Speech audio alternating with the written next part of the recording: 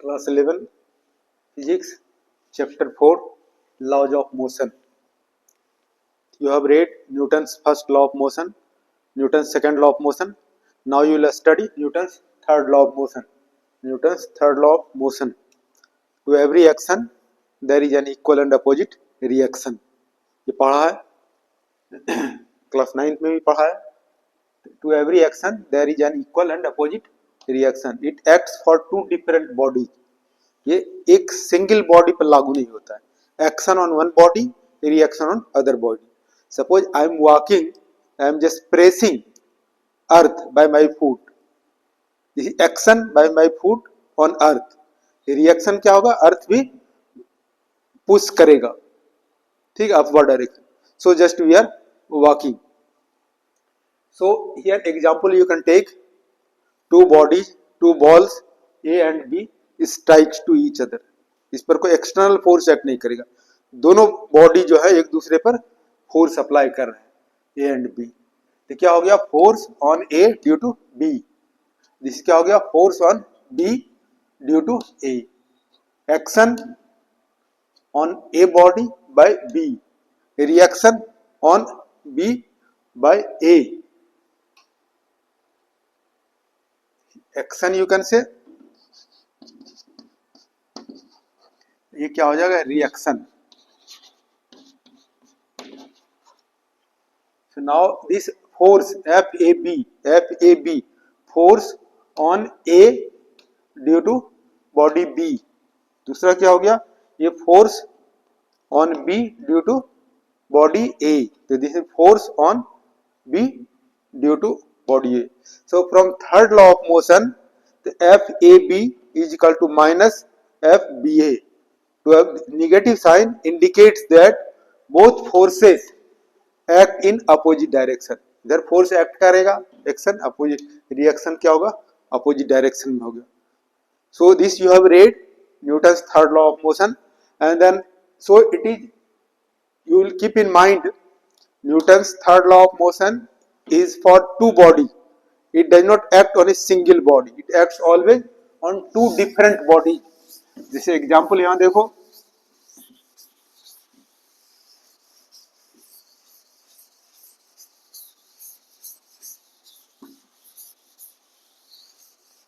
Suppose ball लेते हो, ball को स्ट्राइक करो ग्राउंड पर. क्या हो गया? Force exerted by ball on the ground. Action by ball on the ground. Reaction क्या हो गया? अर्थ भी क्या करेगा? बॉल को फोर्स अप्लाई करेगा. Then ball will go up. So both action on earth by ball, reaction by earth on ball. So two body should be for this Newton's third law of motion. Newton's third law of motion के लिए क्या होगा? दो body हो गया. इसको थोड़ा इस ढंग से देखो, ये हमारा सर्कुलर पाथ है और ये पार्टिकल है, मास m है और मूविंग विथ वेलोसिटी v. ये रेडियस हो गया, ये सेंटर है. A particle of mass m is moving with velocity v along a circular path. तो कोई बॉडी जब सर्कुलर पाथ पर मूव करेगा तो इस पर एक फोर्स लगता है, सेंटीपिटल फोर्स. और centripetal force will act towards centre. How much force? F is equal to mv square by r. ये क्या होगा? Centripetal force. Centripetal force. दूसरा जो होता है, centripetal force is acting towards the centre of the circular path. ये दूसरा होता है सेंट्रीफ्यूगल फोर्स. सेंट्रीफ्यूगल फोर्स, ये भी इसका जो फोर्स क्या एक्ट करता है? इधर आउटवर्ड डायरेक्शन में, इधर फोर्स एक्ट करेगा. सेंट्रीपिटल फोर्स विल एक्ट, ये फोर्स इधर एक्ट करेगा, centripetal force, centrifugal force outside. इसका भी वैल्यू क्या होता है? mv square by r. क्या हो गया? ये पार्टिकल सर्कुलर पाथ पर मूव कर रहा है. मास ऑफ पार्टिकल क्या हो गया? m मास है. Particle is moving along circular path. On the particle two forces acting. एक फोर्स क्या एक्ट करेगा? Towards the centre, compels the body to move along circular path. Centripetal force F is equal to mv square by r. M क्या mass of body, V क्या velocity और radius. दूसरा कि outward कौन सा force act करता है, centrifugal force, F is equal to M V square bar. दोनों फोर्स क्या है, both forces are equal in magnitude and opposite in direction. Can you apply Newton's third law of motion. दोनों force क्या है, centripetal force toward centre, centrifugal force away from the centre. Can you apply here Newton's third law of motion. क्या condition है, पढ़ा है Newton's third law of motion, to every action there is equal and opposite reaction. तो यहां पर क्या हो गया, सेंट्रीपेटल फोर्स, सेंट्रीफ्यूगल फोर्स, दो फोर्स हैं both are equal in magnitude opposite in direction. तो दोनों क्या है, equal in magnitude opposite in direction. Even then you can not apply, why, Newton's third law of motion is applicable for two different body.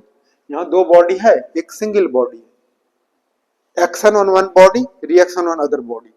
You will always keep in mind. Here you cannot apply Newton's third law of motion. Why? There is only one body. Every condition is fulfilled here. लेकिन दो body नहीं है, single body है, एक body है, इसलिए हम Newton's third law of motion यहां पर अप्लाई नहीं कर सकते हो।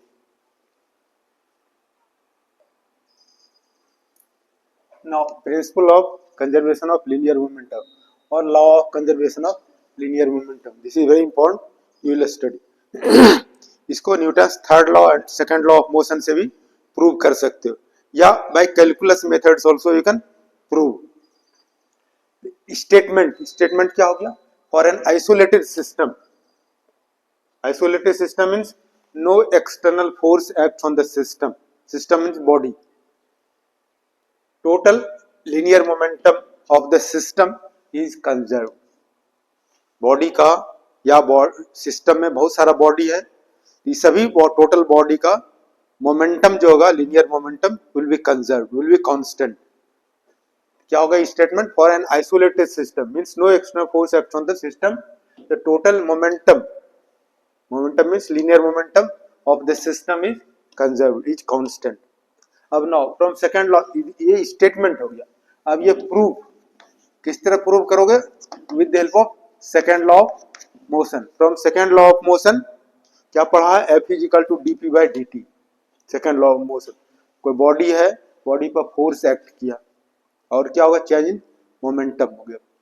तो फॉर एन आइसोलेटेड सिस्टम, यानी उस बॉडी पर कोई फोर्स एक्ट नहीं करा, फोर्स कितना हो गया, जीरो। अब यहां पर पुट कर दो एफ फोर्स के प्लेस पर जीरो, क्या हो जाएगा, DP by D T is equal to zero. Cross multiply कर दो, डीपी इज इक्वल टू हो जाएगा D T into zero. Now integrating both sides, integrating both sides पढ़ा है, डीपी ये है, ये इंटीग्रेशन है, इंटीग्रेशन का फॉर्मूला क्या पढ़ा, D X is equal to x.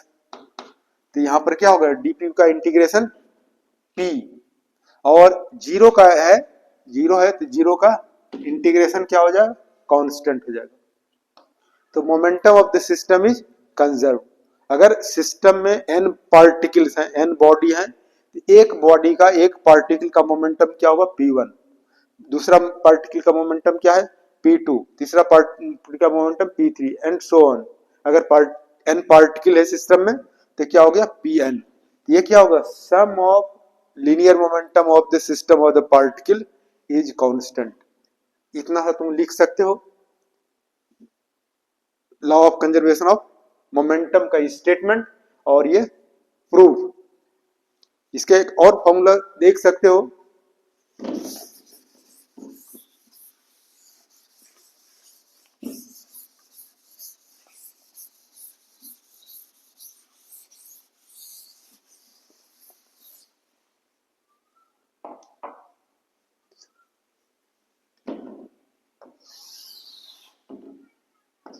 ये बॉडी है, ये बॉडी है, और इसका मास क्या हो गया, m1 और वेलोसिटी u1, और दूसरा बॉडी है b, मास क्या हो गया, m2 और वेलोसिटी u2।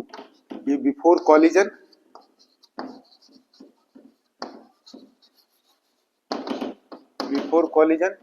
और ये हो गया, मास तो वही रहेगा, बॉडी ए वही रहेगा, मास वही रहेगा m1, वेलोसिटी चेंज हो जाएगा, वेलोसिटी क्या हो जाएगा v1, और दूसरा बॉडी जो हो गया v मास तो वही रहेगा m2 और वेलोसिटी क्या हो जाएगा v2 after collision.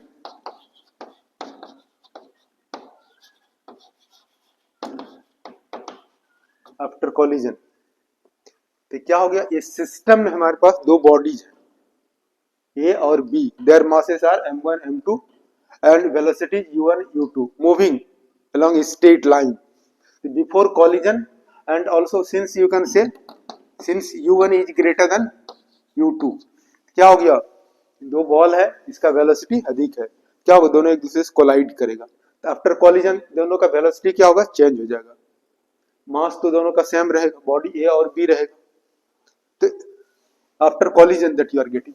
So law of conservation of momentum you will apply here, the total momentum before collision कितना हो जाएगा, मोमेंटम का पढ़ा है P is equal to क्या होता है mv product of mass and velocity, तो total momentum of the system before collision, तो मोमेंटम कितना हो गया इस बॉडी का m1 u1 m1 u1, इस बॉडी का मोमेंटम क्या हो जाएगा m2 u2 m2 u2 m2 u2, this is the total momentum of the system before collision is equal to क्या हो जाएगा total momentum of the system after collision, momentum क्या product of mass and velocity, इसका momentum क्या होगा m1 v1 और इसका momentum भी हो जाएगा m2 v2। It will help in solving numerical question, this you have not derived, just I am writing formula, total momentum. What is statement? If no external force acts on the system, total momentum before collision is equal to total momentum after collision of the system। ये हो गया total momentum, एक body का momentum दूसरे body का momentum, total momentum of the system, ये क्या होगा बिफोर कॉलिजन, ये क्या होगा total momentum of the system after collision. So it will help in solving numerical questions. So thank you for watching.